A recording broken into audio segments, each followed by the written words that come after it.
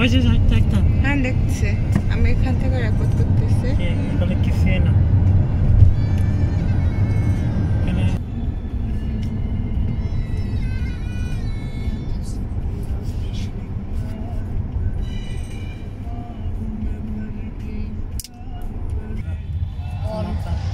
খুব সুন্দর।